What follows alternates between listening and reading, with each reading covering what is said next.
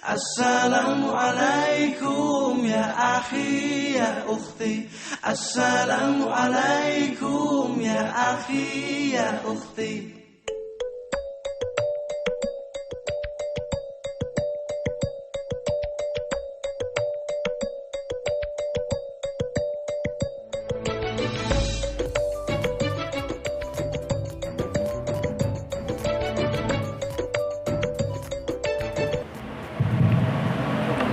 Assalamualaikum warahmatullahi wabarakatuh.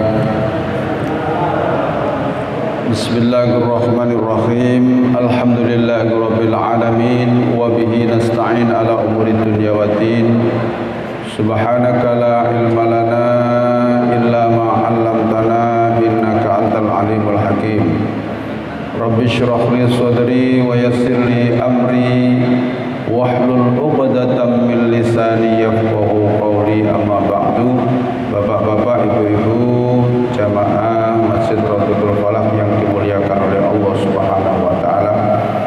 Tidak ada henti-hentinya kita selalu mengaturkan rasa syukur kehadirat Allah Subhanahu wa taala dengan ucapan alhamdulillahirabbil alamin atas limpahan rahmat, nikmat hidayah kepada kita semua, sehingga kita sampai saat ini masih dalam kondisi sehat walafiat. Kondisi sehat walafiat, sehat jasmani, sehat rohani, dalam keadaan iman dan Islam. Mudah-mudahan semua amal ibadah kita, baik yang wajib maupun yang sunnah, diterima oleh Allah Subhanahu wa taala. Keluar gininya mas, oke ya. Oke, Bapak Ibu yang dirahmati oleh Allah, marilah kita lanjutkan kajian kita masih surat Ali Imran, sekarang masuk ayat 174. Bismillahirrahmanirrahim. Fangqalabu, maka mereka orang-orang mukmin kembali ke Madinah, binikmatin, dengan mendapat nikmat minallahi, dari Allah, wa fadlin, dan karunia, lam yamsashum, tidak menimpa kepada mereka, su'un, kejelekan, keburukan, penderitaan, wattaba'u, dan mereka mengikuti ridwanallahi, keridhaan Allah, wallahu, dan Allah, dzu fadlin, zat yang mempunyai karunia, azimin, yang besar. Setelah Abu Sufyan dan teman-temannya tidak jadi menyerang kembali ke Uhud, padahal waktu itu Rasulullah sudah membangkitkan para sahabat-sahabat yang sedang dalam keadaan luka, dengan mereka mengobarkan iman mereka, wa qalu hasbunallahu wa ni'mal wakil. Mereka bangkit kembali, siap menghadang tentaranya Abu Sufyan yang akan kembali ke Uhud, menyerang kembali. Tetapi Allah Maha belas kasih, Allah memasukkan rasa takut ke dalam hati Abu Sufyan dan bala tentaranya, akhirnya tidak jadi menyerang kembali ke Mekah. Maka karena tidak jadi menyerang kembali, Rasulullah dan orang-orang mukmin kembali ke Madinah binikmatin minallah, dengan mendapat nikmat dari Allah dan karunia-Nya, tanpa menimpa kepada mereka suatu keburukan. Maksudnya mereka tidak diserang kembali, itu ya. Wattaba'u ridwanallah, dan mereka mengikuti keridhaan Allah, wallahu dzu fadlin adzim. Allah mempunyai karunia yang besar. Karunia yang besar apa? Bahwa orang-orang kafir tidak jadi menyerang kembali yang kedua kalinya. Itu adalah anugerah dari Allah. Innama, sesungguhnya hanyalah dalikum, demikian itu, asyaitonu, adalah setan, yukhawwifu, menakut-nakuti, auliya'ahu, teman-temannya, fala takhafuhum, maka janganlah kalian takut kepada mereka, ya. Wa khafuni, dan takutlah kalian kepadaku, ku Allah, in kuntum, jika kamu sekalian adalah mukminin, orang-orang yang beriman. Orang-orang munafik yang memprovokasi sebagian para sahabat untuk kembali, artinya menyerah saja dengan orang-orang kafir, pokoknya gak jadi perang, menyerah. Nah, orang-orang munafik yang memprovokasi seperti itu adalah tidak ubahnya seperti setan yang menakut-nakuti teman-temannya agar tidak jadi perang tadi itu. Betul, okay? Maka fala takhafuhum, maka jangan kamu takut dan khawatir dengan provokasi orang-orang munafik yang kembali atau yang mengajak tidak perang tadi. Wa khafuni, dan takutlah kepadaku, kepada Allah, in kuntum mukminin, jika kalian adalah orang-orang yang beriman. Jadi begitulah kejadian perang Uhud ini sungguh pukulan berat yang dirasakan oleh para sahabat, ya. Ya, sudah kalah, habis itu orang munafik itu memprovokasi para sahabat-sahabat untuk kembali kepada agama semula, kembali kepada kafir, ya. Maka waktu itu memang sungguh sangat mencemaskan, kesedihan, ya, kekalahan, keputusasaan sudah kumpul jadi satu.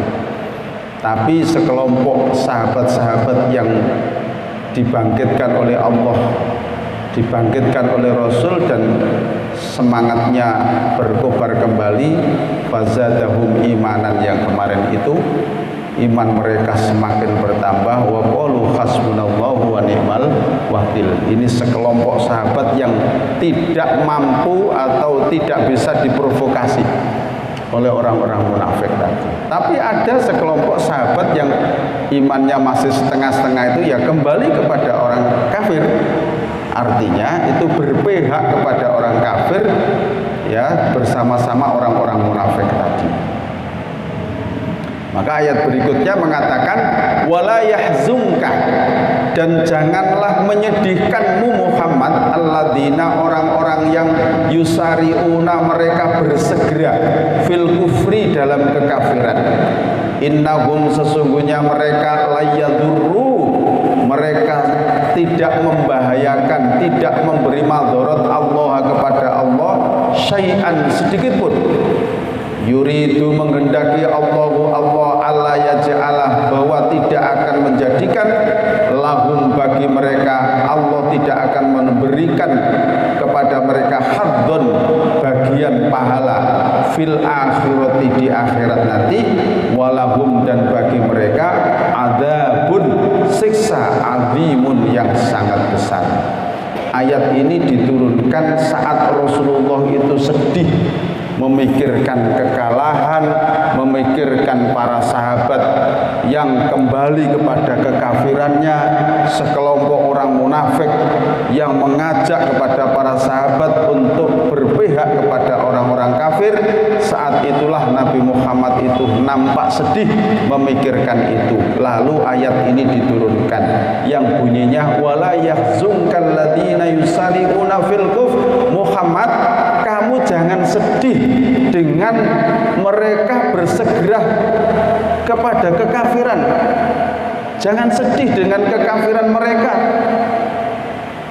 Ya, kalau mereka berbondong-bondong kembali kepada kafir lagi dan berpihak kepada orang kafir, innahum la yadurrullaha syai'ah. Kekafiran mereka itu tidak berdampak apa-apa sedikit pun pada Allah, tidak mengurangi apapun sedikit pun bagi Allah. Ya, dikira dhewekne itu kembali kafir terus Allah itu rugi gitu kan? Tidak, Muhammad, aku tidak merasa rugi dengan mereka kembali kepada kekafiran. Makanya kamu jangan sedih. Ya, Kalau mereka itu kembali kepada kekafiran, ya berarti juga urusanku, bukan urusanmu. Nah, begitulah ya. Biarkan saja mereka kembali kepada kekafiran, kamu nggak usah sedih. Nah, makanya ayatnya kan wala yahzumkal ladzina yusarun. Jangan menyedihkan kamu mereka bersegera dalam kekafiran itu. Nah, karena mereka juga tidak memberikan madharat apa-apa sedikit pun pada Allah. Allah tidak rugi. Itu yuridullahu alla yaj'ala lahum haddan fil akhirati. Justru Allah menginginkan Allah tidak memberikan bagian pahala sedikit pun di akhirat nanti. Walahum, dan bagi mereka adzabun adzim, azab yang sangat besar. Nah, itu loh. Ini lanjutannya. Innalladzina, sesungguhnya orang-orang yang istarau, mereka menjual belikan al-kufra, kekafiran, bil imani, dengan iman. Asale dhewene iman, goro-goro kalah dhewene kembali kepada kafir. Nah, itu berarti menjual belikan kekafiran dengan iman. La yadurrullaha syai'an, tidak membahayakan Allah sedikit pun, tidak merugikan Allah sedikit pun. Walahum adzabun alim, dan bagi mereka azab yang sangat pedih. Nah, di sini ancaman Allah adalah azab yang sangat pedih. Jadi agama diturunkan ke muka bumi ini adalah miliknya Allah. Kita ini menjalankan agama miliknya Allah. Syariat Allah yang menurunkan. Kita jalankan sepenuhnya dengan ikhlas. Jikalau ada orang yang merintangi agama ini, sejatinya adalah bukan musuh kita, tapi musuhnya Allah juga. Gitu, gitu. Nah, begitulah. Musuhnya Allah juga. Ya. Kalau misalnya ada orang Islam terus murtad misalnya, ya biarkan saja. Ya. Toh dia urusannya kepada Allah, bukan kepada kita. Yang penting kita sudah memberikan nasihat, memberikan yang benar. Yang penting sudah itu. Terlepas dari itu berarti ya sudah urusannya. Gitu ya. Nah, itu urusannya adalah Allah. Saya jadi ingat tadi. Saya tadi itu ditelepon oleh seseorang yang dia itu kenal salah satu jamaah saya, kemudian nelpon. Nah, kemudian nelpon saya. Jadi ada orang yang dia itu Nasrani, Kristen, meninggal dalam keadaan Kristen, terus di upacara kematiannya juga mengikuti tata cara Kristen gitu. Sedangkan keluarganya yang muslim-muslim itu menginginkan orang-orang itu diundang nanti malam terus dimintai bantuan Yasin tahlil gitu. Nah, itu tanya pada saya, terus punti Ustaz begitu itu. Ya saya jawab, ya tidak bisa Pak. Wong dia itu loh tidak iman. Lah itu dongakno sampai elek ya gak iso. Jadi terus punti Ustaz, ya beri pengertian keluarganya. Karena dia itu tidak beriman, Nasrani, jadi ya percuma Bapak doakan itu percuma. Jadi mendingan tidak usah. Ya, saya katakan begitu. Ya, jadi ya artinya keluarga yang muslim tadi ya karpe getuni. Ya sudahlah urusannya kepada Allah. Kan begitu kan? Kalau urusan iman, urusan akidah, urusan agama berarti urusannya kepada Allah. Toh Nabi Muhammad ketika sedih melihat beberapa sahabatnya itu satu persatu kembali kepada kafir, Nabi Muhammad juga diingatkan oleh Allah, gak usah sedih Muhammad, kan begitu gitu. Urusanku itu, nah, kan gitu. Allah hujannya deras sekali kan. Mudah-mudahan hujan yang membawa rahmat. Gitu. Jadi seperti itu, urusan agama itu adalah urusan Allah. Ya, jadi seperti itu. Ya, tugas kita ini adalah mendakwakan kebenaran. Wala yahsabanna, tapi masih bisa didengar nggih suara ini? Ini banter-banteran karo suara itu. Wala yahsabanna, dan jangan sekali-kali mengira alladzina, orang-orang yang kafaru, mereka kafir, annama numli, bahwa sesungguhnya numli, kami memberikan tangguh, kami memberikan hidup lahum bagi mereka, khairun, itu adalah lebih baik, li anfusihim, bagi diri-diri mereka. Innama, sesungguhnya hanyalah numli, kami memberi tangguh. Memberi tangguh itu berarti masih memberikan umur, usia untuk dia hidup, lahum, bagi mereka, liyazdadu, agar menjadi bertambah-tambah, ithman, dosanya, walahum, dan bagi mereka adabun, adab muhinun, yang sangat menghinakan. Kalau diterjemahkan dengan bahasa kita, wong-wong kafir, awakmu ojo ngiro nek awakmu tak kei umur panjang sampai saiki, artinya tidak terbunuh, masih hidup, itu kamu menganggap bahwa kamu itu lebih baik, dirimu itu lebih baik daripada orang-orang yang terbunuh di medan peperangan Uhud itu, sehingga dia merasa, wah aku seurip rek lon konco-konco terus mati. Dia merasa bangga bahwa dia masih hidup. Innama numli lahum liyazdadu ithman. Hai orang-orang kafir, ingatlah bahwa kalau Allah masih memberikan kamu hidup, itu adalah bukan karena Allah sayang kamu, akan tetapi liyazdadu ithman, agar dosamu semakin bertambah dengan kekafiranmu. Nah gitu, semakin bertambah dosamu, semakin bertambah. Ojo bangga ya.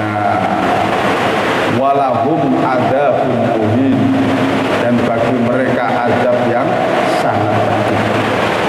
Jadi ini ono wong maksiat, tiap hari maksiat, tiap malam maksiat, terus ngeroso sehat gak loro blas, terus bangga ngiro bahwa umurnya itu adalah pemberian dari Allah dan Allah sayang kepada Allah. Jangan mengira seperti itu ya. Bisa jadi Allah memberikan tangguh usiamu itu agar dosamu semakin bertambah, karena ketika kamu itu dikasih kesempatan umur selama ini tidak kamu gunakan taubat kepada Allah, berarti panjangnya usia tidak semakin menambah pahala dan menjauhkan dia dari neraka, akan tetapi panjangnya usia semakin memperbanyak dosa dan mendekatkan dia kepada neraka. Naudzubillah min dzalik. Alhamdulillah, kula panjenengan bapak-bapak yang istiqomah sholat 5 waktu di masjid ini dan juga istiqomah tholabul ilmi, nambah ilmu ya, dengan sisa-sisa usia yang Allah berikan kepada kita. Semoga tambahnya usia yang Allah berikan kepada kita ini semakin tambahnya pahala yang Allah berikan kepada kita. Amin Allahumma amin. Jadi seperti itu ya, mensyukuri nikmat berupa usia, mensyukuri nikmat berupa usia itu. Wa ma kana Allahu, dan tidaklah Allah liyadaro, untuk membiarkan al-mu'minina, orang-orang yang beriman, alama, atas apa yang atau keadaan antum kalian alaihi kepadanya, hatta sehingga yamiza, dia Allah membedakan al-khabitha, yang jelek jelek, maksudnya di sini al-khabitha, di sini kelompok orang-orang munafik dan memilih kepada kekafiran tadi. Minat thayyibi, dari yang baik, maksudnya dari orang-orang yang tetap teguh dalam keimanannya walaupun dalam keadaan kekalahan. Wa makana, dan tidaklah Allah liyutli'akum, untuk memperlihatkan kepada kamu sekalian, alal ghaibi, atas kegaiban, walakin Allah, dan akan tetapi Allah yajtabi, memilih mir rusulihi, dari rasul-rasulnya, man, kepada siapa yang yasha'u, dia kehendaki. Fa aminu, maka berimanlah kalian billahi, kepada Allah, wa rusulihi, dan rasul-rasulnya. Wa in tu'minu, dan jika kalian beriman, wa tattaqu, dan kalian bertakwa, falakum, maka bagi kalian ajrun, pahala azimun, yang sangat besar. Allah tidak akan membiarkan orang mukmin itu tetap dalam keadaan seperti itu, ya. Tidak hanya membiarkan itu, tapi selain daripada Allah memberikan kekalahan di perang Uhud itu adalah Allah ingin membedakan al-khabithah minat thayyib. Siapa di antara mereka yang munafik, yang kembali kepada kekafiran tadi, minat thayyibi, dari orang-orang yang tetap teguh dalam keimanannya. Nah, itu diuji dengan begitu.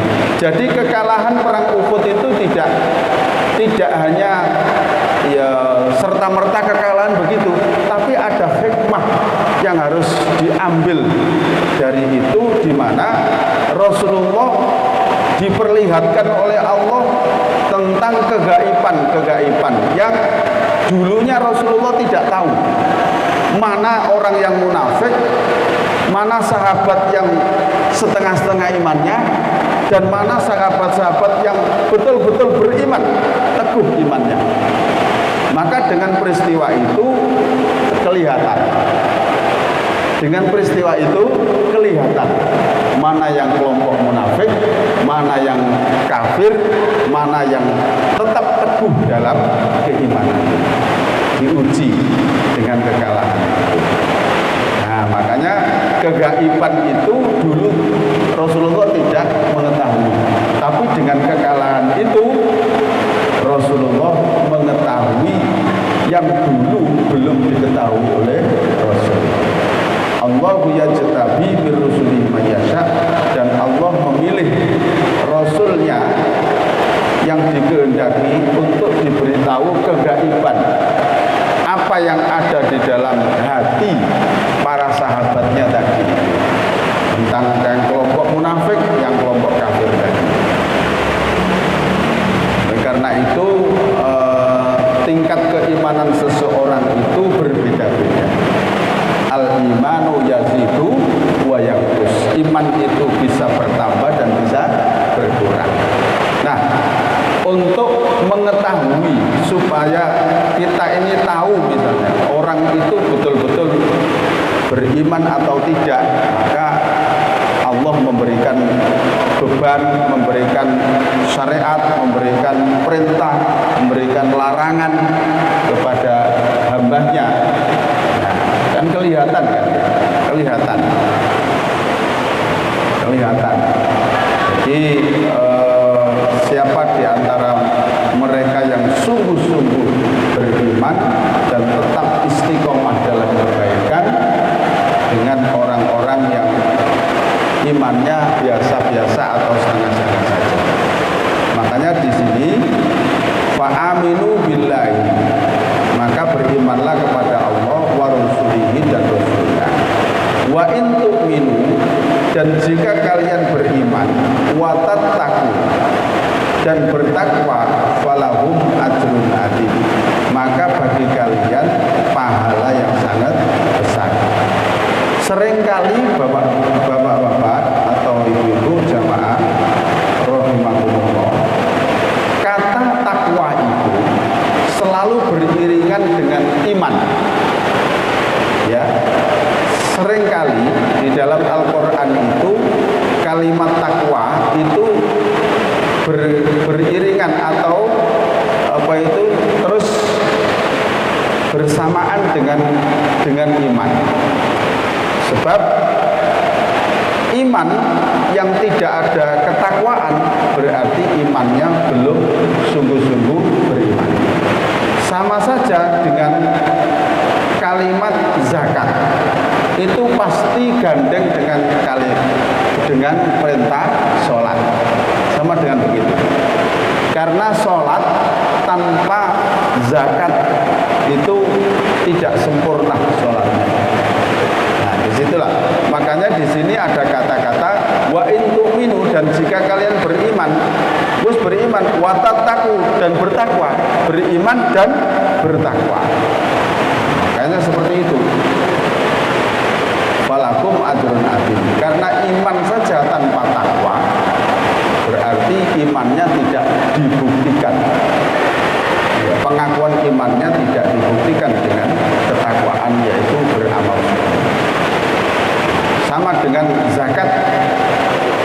Kalau orang itu mengeluarkan orang itu melakukan sholat tapi tidak mengeluarkan zakat, maka juga tidak sempurna sholat. Nah, tinggal satu ayat.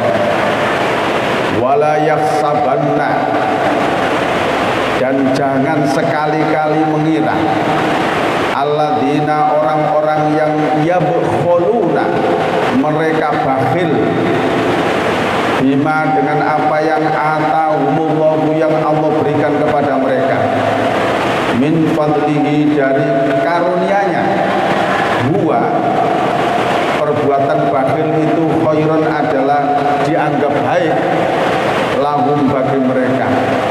Bal, bahkan atau akan tetapi, huwa, perbuatan bakhil itu adalah syarrun, suatu perbuatan yang jelek, lahum, bagi mereka. Sayutawwaquna, besok pada hari kiamat akan dikalungkan berupa azab ma, apa yang bakhilu, yang mereka bakhil atau kikir bihi, dengan yaumal kiamati, pada hari kiamat. Walillahi, dan bagi Allah, mirathus samawati, satu-satunya pewaris langit, wal ardi, dan bumi. Wallahu, dan Allah, bima, dengan apa yang ta'maluna, kalian kerjakan, khabirun, maha teliti. Ayat yang ini di halaman ini terakhir itu mengatakan bahwa jangan sekali-kali mengira orang-orang yang kikir tidak mau mengeluarkan zakat dengan apa yang Allah berikan kepadanya itu adalah kebaikan baginya. Akan tetapi orang yang tidak mau mengeluarkan zakat karena kekikirannya, karena kebakhilannya, itu adalah syarrun lahum, kejelekan bagi mereka. Sayutawwaquna ma bakhilu bihi yaumal qiyamah, barang yang tidak dizakati karena kebakhilannya nanti akan dikalungkan, akan dipikulkan di punggung mereka pada hari kiamat. Jadi harta itu misalnya perdagangan, mestinya dia sudah wajib zakat tapi tidak dikeluarkan zakat, maka harta-harta yang tidak zakat itu akan dibebankan di punggungnya. Ya, bahasa Al-Quran akan dikalungkan. Nah, kalau berupa emas yang biasa dipakai oleh ibu-ibu, misalnya kok sudah wajib zakat gak dizakati, maka kalung yang dipakai itu besok berubah menjadi api neraka yang dikalung. Na'udzubillah min dzalik. Jadi seperti itu, Pak. Ya, ini orang-orang yang bakhil. Intinya Allah itu tidak suka kepada orang-orang yang mempunyai sifat bakhil. Itu kan? Ya, di dalam hadis qudsi dikatakan surga itu berkata, haramtu al-bukhala. Jarine surga dalam hadis qudsi, ya, haram bagiku dimasuki oleh orang-orang yang bakhil. Iki swarga. Jadi swarga itu ngomong, Pak, aku haram dileboni wong-wong sing sifat bakhil. Swarga gak gelem nrimo wong-wong sing duwe sifat bakhil. Gak gelem ngetokno zakat, gak gelem infak, gak gelem sedekah. Iki swarga iku nolak orang-orang yang seperti ini. Ya. Maka ayatnya Al-Qur'an juga ini, jangan mengira bahwa orang-orang yang bakhil dengan apa yang Allah berikan itu baik. Ya. Bal huwa syarrun lahum. Bahkan itu adalah buruk bagi. Itu ukurannya Allah, ukurannya menungso. Jenengan seneng pundi? Duwe tangga loman karo duwe tangga sing bakhil. Milih pundi? Duwe tangga loman karo duwe tangga bakhil. Kucing lho, Pak. Seneng melok wong loman daripada wong bakhil. Kucing. Ya. Dewek mangan iwak kucing keyange nggone sore. Harapane kucing menawa rek ndas-ndase iwak ditelepokno nang aku ngono. Ternyata anduk ndase lho dikremus pisan, Pak. Jare kucing, astagfirullah. Kok ono menungso kaya jadi kucing gitu lho, melok wong bakhil niku kan nes uripe, Pak. Ya, tapi nek melok wong loman, oh iso-iso ditukono iwak asin barang kucing. Nah, seperti itu. Aja papake swarga. Aja papake Allah, Pak. Ya. Manusia pun tidak ada yang suka dengan orang yang bakhil. Binatang pun tidak suka dengan orang yang bakhil. Makanya swarga nolak pada orang-orang yang bakhil. Semoga kita tidak mempunyai sifat bakhil. Ya, amin Allahumma. Tapi mudah-mudahan Allah memudahkan hati kita untuk gemar berinfak, gemar bersedekah. Itu ya, gemar berinfak, gemar bersedekah.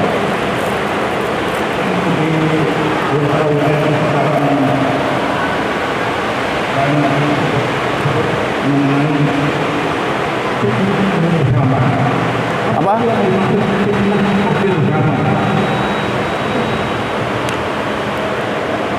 Apa yang dimaksudkan fitnah akhir zaman? Jadi arti fitnah itu adalah segala sesuatu yang menimbulkan kekacauan. Itu fitnah. Kekacauan bisa berupa moral, kekacauan bisa merusak hati, kekacauan bisa merusak agama. Nah, itu namanya fitnah. Nah, jadi banyak fitnah-fitnah akhir zaman ini. Fitnah itu ya cobaan hidup nih loh, Pak. Itu namanya fitnah. Bisa dari wanita. Fitnah itu bisa timbul dari harta. Fitnah itu bisa timbul dari tahta. Pokoknya harta, tahta, wanita. Ini sumberi fitnah itu muncul teko iki. Ya, harta, fitnah, apa itu? Harta, tahta, wanita. Karena harta orang bisa berbuat jelek, orang bisa bermusuhan. Berarti kan fitnah ya. Nah, kan begitu. Ya, karena wanita orang bisa berbuat anarkis, orang bisa berbuat membunuh. Karena tahta, jabatan, orang juga bisa tidak jujur, menipu dan lain sebagainya. Ya, saling menjegal di dunia jabatan kan begitu, ya. Nah, jadi itu namanya fitnah-fitnah akhir zaman, Pak. Yang sekarang sudah marak sekali. Ya, kemaksiatan, kerusakan yang timbul dari wanita, kemaksiatan yang timbul dari harta. Orang bisa berbuat apa saja kemaksiatan yang timbul dari kedudukan jabatan yang dimiliki. Nah, jadi seperti itu, Pak. Itu namanya fitnah dunia. Nah, fitnah kehidupan. Monggo lanjutnya.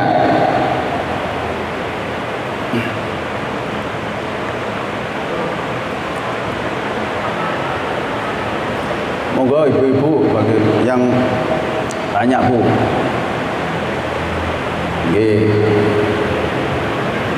Jadi zakat tadi itu, ini maksudnya bakhil tentang, kalau di sini zakat kalau yang wajib, kalau yang sunnah berarti infak, dan begitu ya, berarti infak. Nah, jadi ini membahas tentang orang bakhil yang tidak mau mengeluarkan zakat, ya otomatis juga infak tidak, zakat wajib loh, dia itu nggak mengeluarkan, kan begitu ya. Apalagi infak yang sifatnya sunnah, kan begitu, malah dia tidak mengeluarkan. Nah, gitu, Pak, malah dia tidak mengeluarkan. Jadi ya, terus zakat ini juga banyak ragamnya. Ono zakat fitrah, ono zakat mal perdagangan, ada zakat tanaman. Nah, itu harus dihitung semuanya, ya, harus dihitung, harus dikalkulasi dan dikeluarkan setiap tahun. Artinya haul dan nisab. Haul itu dihitung per tahun, nisab itu artinya batas dia sudah kena hukum wajib untuk mengeluarkan zakat. Contoh, ibu-ibu yang punya emas sampai 96 gram itu wajib dizakati setiap tahun, ya, wajib dizakati setiap tahun yang tidak dipakai. Tapi ndogone fikih dibahas, ana wong sing mengkhelah hukum. Misale dheweke niku duwe emas 96 gram, terhitung kurang 3 dino dari hitungan setahun, dheweke niku wajib mengeluarkan zakat. Dadakno kurang 3 dino mau digawe terus masih untuk menghindari supaya gak zakat. Nek ngono tak gawe ben aku gak wajib zakat. Iki di bab fikih itu disebut mengkhelah hukum. Mengkhelah hukum itu maksudnya ngakali Gusti Allah. Orang seperti ini besok di akhirat itu dilemparkan di kawah begitu, tidak langsung di api neraka. Dilemparkan di kawah yang di bawahnya itu ada api yang menyala. Begitu ya. Terus dewa ini protes dengan Allah, loh ya Allah, kenapa engkau kok aku lemparkan seperti ini? Ya dulu kamu juga ngakali hukumku. Kamu nggak tak masukkan neraka, tapi tak lebokno wajan. Ya padha wae lho di sore digedeni. Ya terus padha wae untuk dunya dhisik ngakali gitu. Ya, jadi itu namanya mengkhelah hukum supaya tidak gak wajib zakat terus masih digawe. Nah, itu gak bener, ya. Gak bener. Oh, monggo Pak. Assalamualaikum warahmatullahi wabarakatuh. Untuk zakat sendiri itu ada beberapa macam, ada zakat mal. Kemudian baru ada zakat penghasilan atau zakat gaji. Mungkin bisa dijelaskan kira-kira gaji berapa yang bisa dizakatkan. Zakat itu bisa dicicil 1 bulan atau kemudian satu tahun kita zakat fitrah bersama dengan zakat fitrah. Kemudian untuk zakat pertanian atau pertanian itu kira-kira sampai terkumpul berapa ton untuk penghasilan pertanian. Terima kasih. Dalam kompilasi hukum Islam, kompilasi itu maksudnya penyesuaian hukum Islam. Karena di zaman Rasulullah kan tidak ada zakat profesi, Pak. Nah, sekarang para para ilmuwan mengkompilasikan. Nah, itu namanya fikih kompilasi. Maka sudah diputuskan oleh MUI bagi profesi para pejabat yang punya penghasilan tiap bulan dikenakan 2,5% dari penghasilan itu. Nah, betul Pak? 2,5% dari penghasilan itu. Nah, itu yang kena hukum 2,5% itu siapa, kan begitu kan? Yaitu orang yang sudah mempunyai gaji yang kira-kira gaji itu dibuat kebutuhan pokok. Kebutuhan pokok loh ini, kebutuhan pokok 1 bulan itu masih ada lebih, ya masih ada lebih. Tapi kalau gaji itu dipakai untuk kebutuhan 1 bulan, kebutuhan pokok, bukan kebutuhan yang lain. Kebutuhan pokok itu ya yang terkait dengan makan, gitu loh Pak. Itu namanya kebutuhan pokok, terkait dengan biaya sekolah dan lain sebagainya. Ya, engko nek rekreasi barang sampean itu, ya enggak masuk. Nek sampean hitung kabeh ya sak lawase gak zakat sampean. Itu jenenge ngakali hukumnya pangeran mau. Atau dihitung kabeh kanggo mangan sakmene, biaya sakmene. Engko rekreasi sakmene, gak masuk rekreasi kok dihitung. Itu bukan kebutuhan pokok. Jadi yang kena 2,5% itu adalah orang yang kira-kira gaji itu dipakai kebutuhan pokok 1 bulan masih ada lebih. Nah, berarti itu wajib mengeluarkan 2,5% tadi. Lah, 2,5% tadi bisa dikeluarkan setiap bulan, bisa dihitung 1 tahun sekali. Nah, gitu. Bisa dihitung 1 tahun sekali. Seperti itu. Terserah dia. Yang penting hitungannya tetap maksudnya tetap terjaga gitu loh ya. Bagi orang yang khawatir, wah aku nek ngetokno setahun pisan tambah lali aku misalnya. Tambah ngitungnya angel wis pokoke angger setiap gaji oleh tak keluarno sakmene wis. Nah, lah 2,5% itu sama dengan dalam 1 juta ngetokno 20.000. Bener gak? 2,5% itu berarti setiap 1 juta itu diambil untuk zakat 25.000. Nah itu berarti yang kena ya. Adapun zakat pertanian tadi Mas, zakat pertanian itu dikurangi biaya dulu. Hasil pertanian dikurangi biaya yang dikeluarkan. Kira-kira kok wis nisope sak piro? Kira-kira hasil pertanian mau ditukokno emas kok wis oleh 96 gram, ya berarti wajib mengeluarkan zakat. Terusnya ke situ. Itu nggih. Nah, jadi seperti itu, dikeluarkan dari biaya dulu. Tapi wong sakniki wong tani ku soro Pak, tani biaya yang dikeluarkan itu mahal, terus hasil jualnya murah. Jadi sakno petani Pak. Mosok ngono kon zakat. Tenaga yang dikeluarkan. Barangkali seperti